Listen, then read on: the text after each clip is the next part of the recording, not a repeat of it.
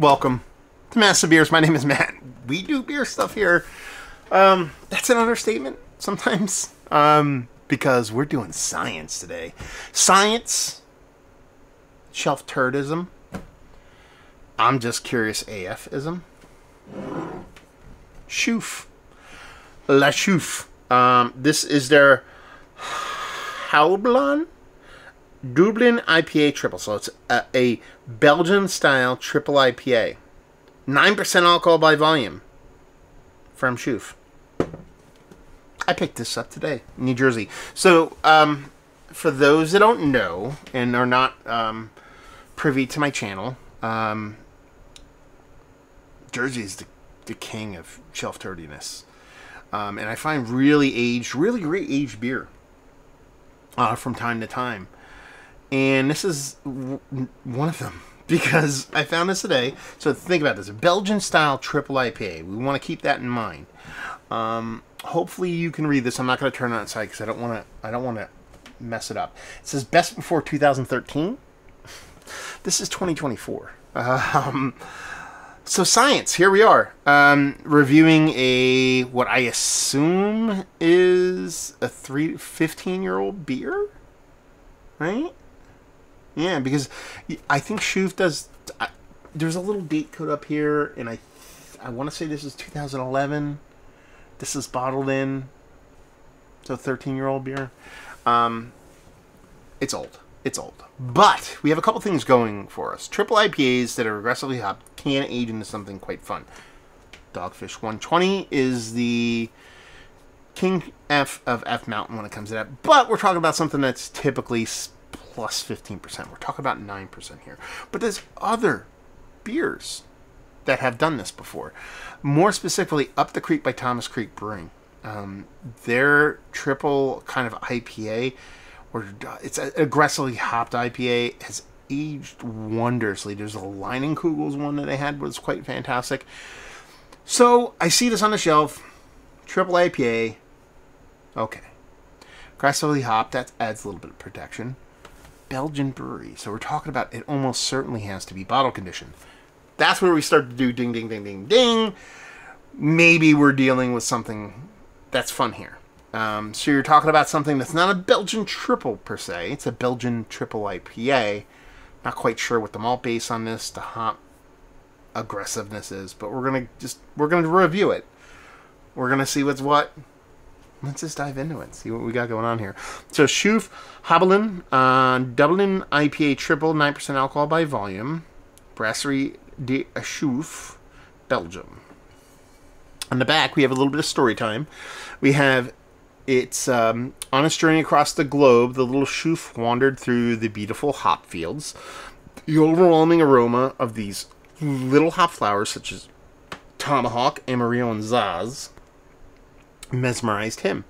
Back at home in the Adrians, he crafted a new recipe combining his dazzling array of hops with the depth and body of his favorite style triple. Thus, our little Chouffe's new inspiration, Houblon Chouffe Dublin IPA Triple, was born. Imported Amarillo, Tomahawk, and Zaz hops. I think the hiss is going to tell us a lot on this, as it typically does. It looks pretty nice. I don't see a big merc ring, which makes me think it's been either. It looks good. Let's put it that way. Oh, that was nice. I like that little hop. Yes, we have a little bit of degradation on the cap. I think that's actually a good sign when it has those little blisters on it. I don't know why. Just romanticism.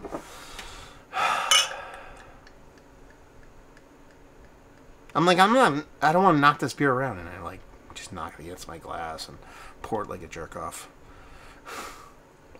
Oh man, I'm the best. I'm the best. Dirty glass mafia. Okay. I want to keep whatever combination. I always notice, I wonder if there's a brewer or a beer historian can tell me about this, but I've always noticed that aged beer can have these huge, gigantic, cascading bubbles. I don't know if you can catch that on camera. I don't know if that's something why that happens with aged beer.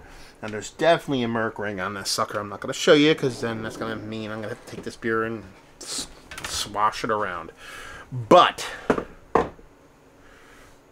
what do we have here? It kind of looks like a triple IPA if it was fresh. I mean, it has a decent head on it. Give it a whirl. It'll come back with a decent amount of carbonation. So it's kept halfway decently well. Soft, a little hazy to it. Almost what you'd expect from a triple IPA, like, i.e. old school triple IPA. So we're off to a halfway decent start. Or it could be a ton of oxidation. Either way, we're going to give it a whiff.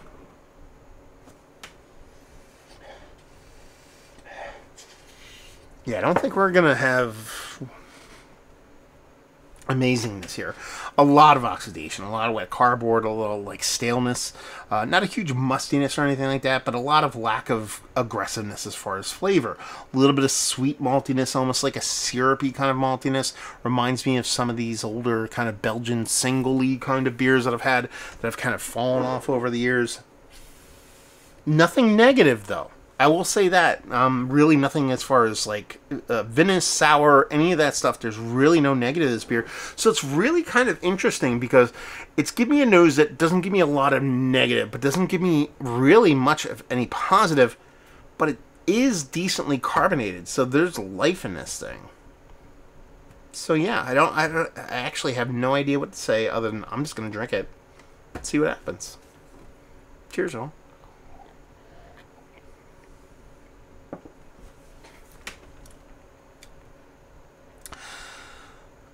That's bitter. I can't believe how bitter this beer is.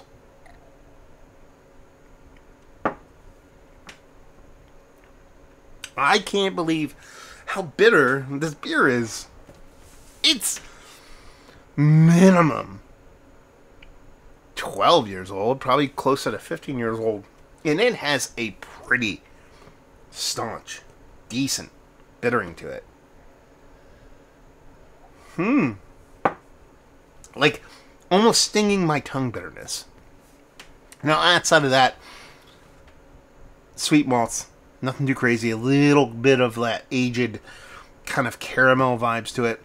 A little prickly carbonation, so that in and of itself is really, really fun.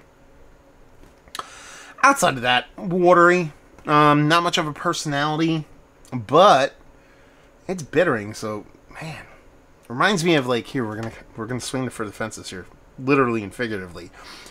This reminds me of like that old ass boxer that just wins a fight because they're just like, I'm old and I know how to throw a punch, and I don't care that I'm over the hill. I'm gonna swing for the fences and connects. That's kind of like the best way I could kind of place this beer because there's not a lot of redeeming qualities to this beer. You know, if you're talking about this from, if you take this beer and you separate it into two thoughts, Belgian triple. I've had some really great aged Belgian triples. They turn into this kind of slightly blondie barley wine kind of thing that has this sweetness.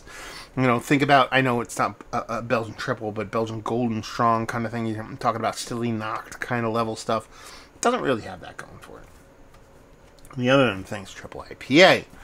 You know, that Thomas Creek I was talking about, you know, the Dogfish head, again, higher ABV, but that's what we're talking about, where you're getting this kind of like American barley wine kind of vibe to where it's been so long and it's kind of aged into something a bit different to where nobody really wants to drink 120 fresh just for the experience. Sure, fine, that's okay, but really you want to have 10 years on it so it turns into a really cool American strong ale / barley wine, and that's where you want it to be.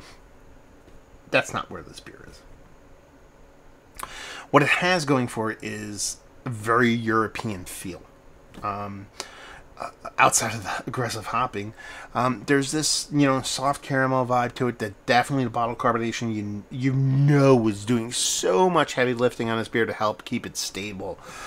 Even that carbonation where it's not hyperly carbed, but you get that little prickliness in your tongue. You know that guardian bottle carbonation, the thing that really makes beer age the way it can age, is ever present here. It's just the combination. The science wasn't there for it to turn into something amazing. And then you just get this otherworldly, bizarro, not Chouffe, not Belgian-y kind of hopping that I am hyper curious to see what this this particular vintage, this bottle tastes like fresh. I don't know if they make this today. They do. I'm sure it's quite a bit different beer than what this beer was when it originally came out. This really had to have an aggressive hopping dose to it for it to come off this bittering, this aggressively bittering, this age. Again, pushing 15 years.